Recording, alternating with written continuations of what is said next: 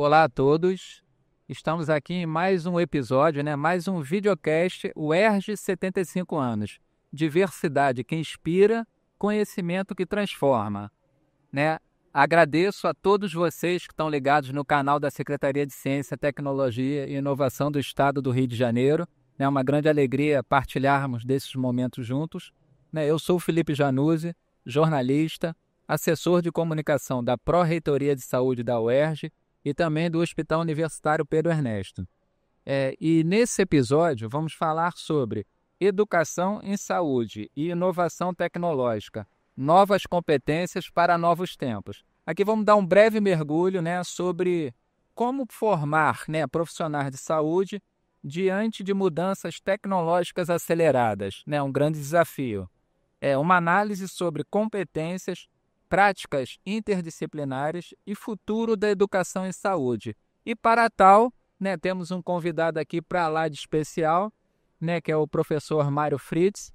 Vou fazer uma breve introdução, já que seu currículo é tão amplo, mas fique à vontade para me corrigir. O professor Mário Fritz é pesquisador da FAPERJ, professor da Faculdade de Ciências Médicas da UERJ, foi diretor da faculdade da FCM, a Faculdade de Ciências Médicas da UERJ, por 2 mandatos. Ele é o atual diretor do Centro Biomédico da UERJ. Não é isso, professor? Isso mesmo. Com uma gama de pesquisas, e um lastro científico muito grande dedicado à nossa universidade. E esses videocasts são exatamente no dia de hoje para isso, para a gente celebrar todas essas potencialidades da nossa universidade. Que bom. É um grande prazer tê-lo aqui, Para mim também. particularmente uma grande alegria. Professor Mário, quando a gente fala em formação médica, e o senhor durante 2 períodos foi diretor da Faculdade de Ciências Médicas da UERJ, que é uma grande escola de formação de médicos. Aí eu lhe pergunto, o que ensinar nessas escolas e como formar esses profissionais com excelência, sobretudo em tempos atuais, em que a gente tem um grande advento de novas tecnologias, de inovações, mas que é necessário também uma humanização desses profissionais para melhor harmonia com tudo isso. Tá bom, Felipe. Bom, primeiro agradecer suas palavras e agradecer o convite também. Para mim, essa oportunidade. Você sabe que eu gosto bastante de conversar sobre cinema, E segundo, essa sua pergunta é de $1 milhão, Porque, inclusive, com as novas faculdades de medicina que estão surgindo aí, todos querem saber qual a melhor maneira de formar um profissional médico, E nós, primeiro, a gente tem observado uma mudança do perfil das gerações, uma mudança muito mais rápida do que acontecia no passado, Antes, esse perfil levava 10, 20, 30 anos para você mudar o perfil de uma geração. Hoje, se você pegar um aluno do primeiro ano, aluno do 6º ano, eles já são completamente diferentes, Isso, obviamente, tem vários fatores envolvidos, mas eu acho que a presença da tecnologia e o avanço rápido do conhecimento médico, isso tem também contribuído para essa mudança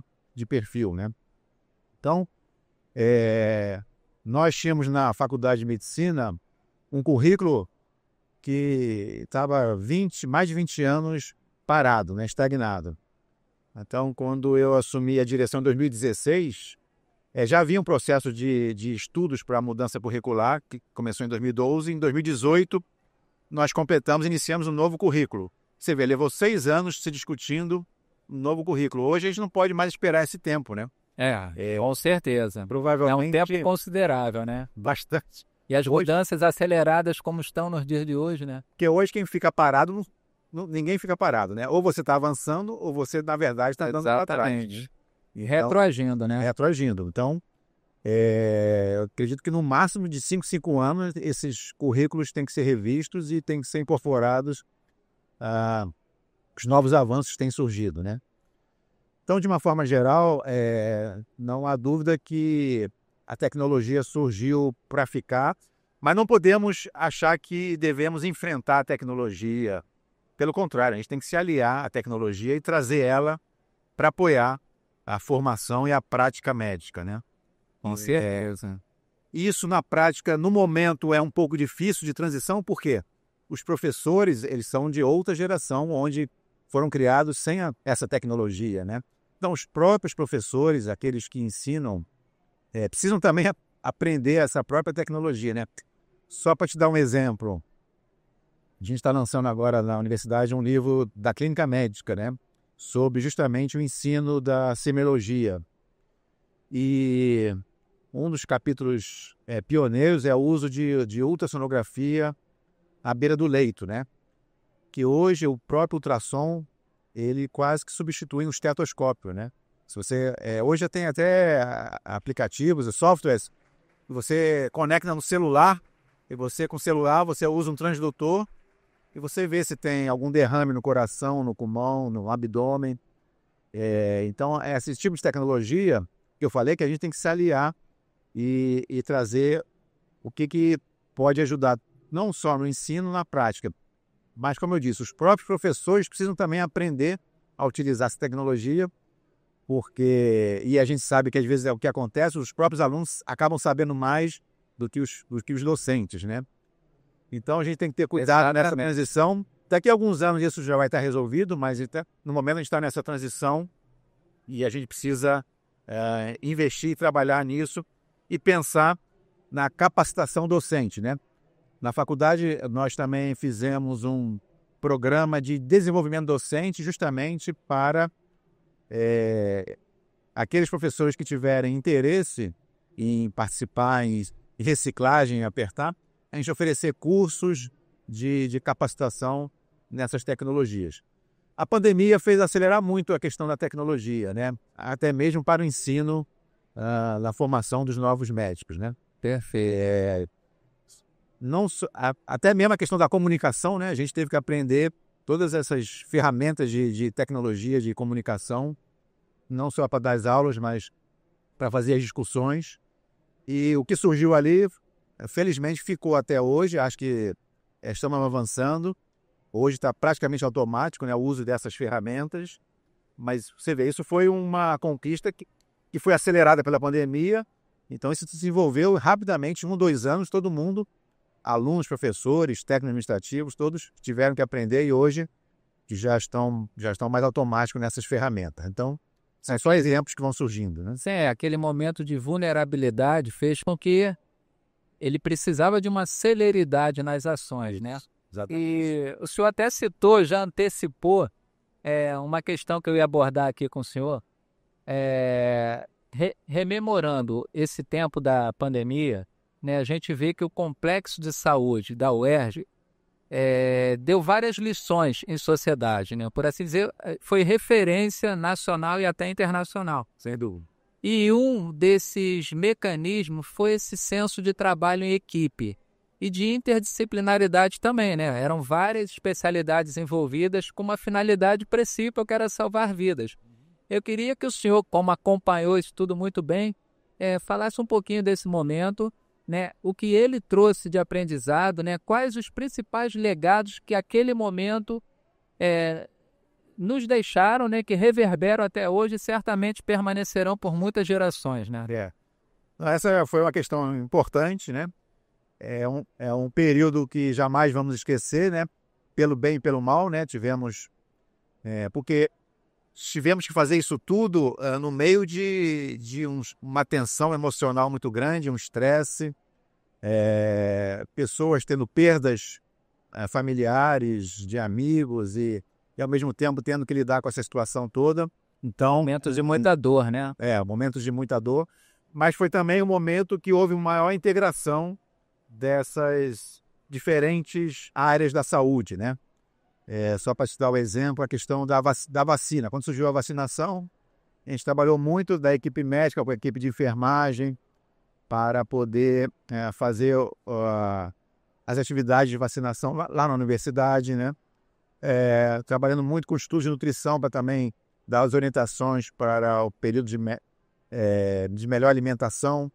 Então começou a ter integração, mostrou A pandemia mostrou muito a importância da fisioterapia, né? Tanto que hoje a universidade está de Profissionais de extrema relevância, né? extrema relevância. A gente até lembra o ambulatório multidisciplinar pós-Covid do UFO-UERJ, né? Que Exatamente. Que foi pioneiro, né? foi pioneiro, exatamente. E ninguém tinha essa preocupação de acompanhar após a internação do paciente. E que foi referência até citada pela OPAS, pela As OMS. visitas, né, Adão? Com certeza, é.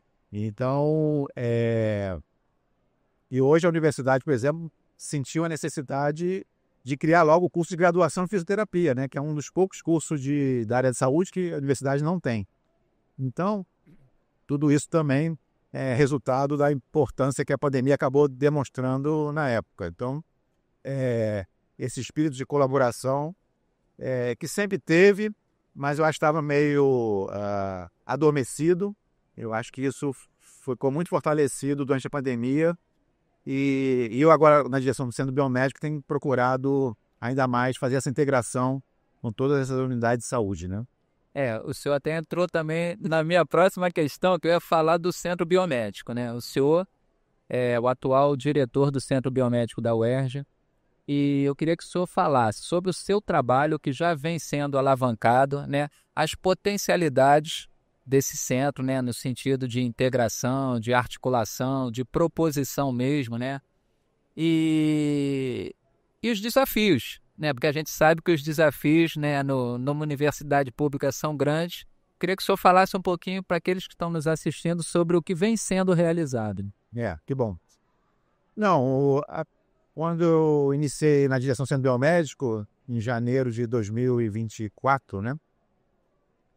A gente teve uma preocupação de trazer uma identidade própria para o Centro Biomédico, porque o que eu percebia quando eu estava na direção da faculdade, para o Centro Biomédico, ele tinha um potencial muito grande, mas esse potencial não aparecia, né? Ele ficava mais como intermediário entre as unidades acadêmicas, né? Medicina, enfermagem, nutrição, biologia e outras, e a reitoria. Mas se nós pegarmos exemplos de São Paulo e Minas Gerais, os institutos biomédicos, Centro Biomédico tem uma importância muito grande, uma relevância. Então, a primeira missão, vamos dizer assim, foi tentar transformar o Centro Biomédico numa unidade própria, obviamente procurando fazer integração entre todas as unidades acadêmicas, né? Mas tendo também iniciativas próprias que justamente fortalecessem essa integração. Então, hoje, nós estamos procurando fazer alguns cursos de pós-graduação em que tenham participação de professores de várias unidades acadêmicas, né? Da área da saúde. Temos procurado aumentar a comunicação. A cada 3 meses nós estamos publicando um boletim para informar o que a gente está fazendo. Temos feito algumas parcerias em convênios para que tenha envolvimento de alunos. Recentemente até tivemos o PET Digital, que foi um edital do Ministério da Saúde, em que a gente pôde incluir alunos e professores da odontologia, da medicina, da enfermagem. Então, eu acho que esse é o papel principal do Centro Biomédico, procurar fazer atividades e iniciativas que tenham integração entre as suas unidades acadêmicas e com as suas unidades assistenciais, porque você sabe que o Centro Biomédico não são só as unidades acadêmicas. Nós temos também o próprio Hospital Universitário Pedro Ernesto, faz parte do Centro Biomédico, né? O núcleo de adolescentes, né? Agora o núcleo de envelhecimento humano, tudo isso é um complexo, né? Que faz parte do Centro Biomédico. Então a integração também das atividades acadêmicas com atividades assistenciais também faz parte, acho, dessa missão do Centro Biomédico, né? Sim. Professor Mário, eu me recordo que sempre já nos encontramos algumas vezes, né, para vídeos e matérias sobre prevenção a doenças cardiovasculares, né? Sim. E estamos aqui na Renovation Week, palco Pedro Ernesto, e o foco é longevidade, saúde e inovações. E dentro da sua área de atuação, para que a gente busque esse contexto de longevidade com qualidade, o que o senhor orienta aqueles que estão nos assistindo? Isso aí também são boas dicas, né? Você sabe que, na verdade, não são orientações complexas, muito pelo contrário, são orientações... Pequenas mudanças que às vezes ressoam de uma maneira grandiosa, né? Mas são essas pequenas mudanças que são difíceis, né? Infelizmente, a doença cardiovascular é a principal causa de mortalidade no nosso país, no mundo em geral, né? E entre as doenças cardiovasculares, o infarto do miocárdio e o AVC, né, o acidente vascular cerebral, são as principais causas de morte. E tem os fatores de risco, entre eles a hipertensão arterial é o principal fator de risco, né? Então, eu acho que todo mundo tem que pensar na sua saúde cardiovascular desde a sua adolescência, na verdade, né? Porque chega um momento que você vai até tratar as doenças, mas você não vai conseguir mais prevenir. Então, o ideal é trabalhar mais na prevenção, investir nos mais jovens e fazer atividade física, obviamente, a gente fala de 150 minutos por semana, né? E quando a gente fala de atividade física, não é ser atleta, não. É só fazer uma caminhada de meia hora. Palpável, né? Algo palpável. Começar um pequeno percurso e ir aumentando gradativamente, né? A alimentação é uma coisa difícil. Hoje tem uma disponibilidade enorme aí de alimentos, né? Você vê aqui mesmo no Rio Innovation Week, tem alimentos que não são muito saudáveis, mas... Sim. Então, isso dificulta, né? Para quem trabalha muito, acaba tendo que comer na rua, isso acaba dificultando ter uma alimentação saudável, mas procurar sempre não... A ingestão de sal tem que diminuir, de gordura principalmente. Manter o seu peso, né? A obesidade hoje é a pandemia do século XXI, né? É um dos grandes desafios globais, né? Você sabe que por ano, infelizmente, morrem mais pessoas com hipertensão e obesidade do que morria por Covid a cada ano, né? Óbvio que Covid pegava pessoas que ninguém esperava que estavam doentes, pegou pessoas saudáveis até, mas em termos numéricos, né, hipertensão e obesidade são a causa número 1. E o restante é fazer acompanhamento médico, acompanhar o seu colesterol, sua glicose, para ver se está tudo ok. E não fumar, né? Também. Felizmente nós conseguimos diminuir bastante o tabagismo no Brasil, mas o que a gente está pensando, está querendo aumentar um pouquinho agora de novo, né? É a questão da geração que eu lhe falei, né? Começando a mudar o perfil. Então a gente tem que ter cuidado para não voltar ao que éramos antes, né? Então são questões muito de comportamento, né? E só para terminar, um fator que foi acrescentado agora... Não, 2 fatores importantes. O sono. Hoje se dá muito valor ao sono. A gente tem que procurar dormir em torno de 7 a 8 horas por noite. Se a gente dorme menos do que 6 horas regularmente, a gente tem uma chance maior de ter um infarto. Isso vários trabalhos já comprovaram isso. Então, você tem que procurar ter uma rotina de sono e investir no seu sono mesmo, né? Óbvio que você tem uma vez por semana, você vai a uma festa, tudo bem, mas estou falando aquele sono toda noite. E outro fator novo considerado é a adesão ao tratamento, né? Porque muitas vezes as pessoas começam a tratar os seus problemas, mas acabam deixando para lá. E doença crônica, uma das principais dificuldades é a adesão ao tratamento. Professor Mário, foi um grande prazer, né? Então, por tudo que a gente conversou, a gente pode dizer que essa formação médica, aliando excelência, tecnologias e sintonia com as necessidades humanas, é o futuro da medicina? Eu acho que sim, mas também gostaria de finalizar com uma mensagem de que, como eu falei, temos que aliar a tecnologia, né? Mas hoje se dá muito valor na formação médica ao que a gente chama de soft skills, né? São habilidades. Porque para você dizer que alguém é competência, a definição de competência são 3 pilares, né? Conhecimento. Muita gente acha que ter conhecimento já é ser competente. Não, está longe disso. Conhecimento é importante, mas não é o principal. Segundo são as habilidades. Você tem que adquirir as habilidades práticas. Isso só com a experiência você vai adquirindo. E o terceiro ponto são as atitudes, né? Não adianta você ter conhecimento, ter suas habilidades, se você não tem a atitude de querer fazer aquilo, né? É o querer fazer. Entre as habilidades, não são só habilidades práticas. Aí que entra a questão das soft skills, que são tipo de habilidade, por exemplo, como você falou, colaboração interdisciplinar, pensamento crítico, A inteligência emocional, saber lidar com situações de estresse que sempre você vai precisar, né? Capacidade de liderança. Então, por isso que eu acho que até várias publicações que questionam algumas profissões que vão desaparecer com a tecnologia, Sim. com a inteligência artificial, né? Então, eu acho que é justamente com essas habilidades que eu acho que o médico jamais vai ser substituído por qualquer tipo de robô, desde que ele tenha essas habilidades adicionais, né, que são as soft skills, Bem adquiridas, né? bem adquiridas e que diferenciam de um robô. Então, Sim.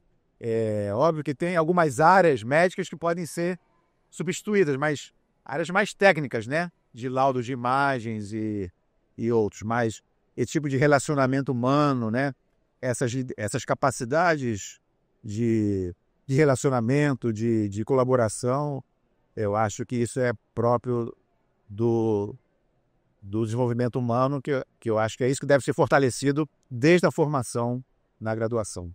Perfeito, professor Mário. Foi um grande prazer a sua presença, né? Gratidão por essa conversa nossa. E aqui fica mais um episódio, né, de UERJ 75 anos, diversidade que inspira, conhecimento que transforma. E até o próximo videocast, sempre com conteúdo mostrando o melhor da nossa universidade.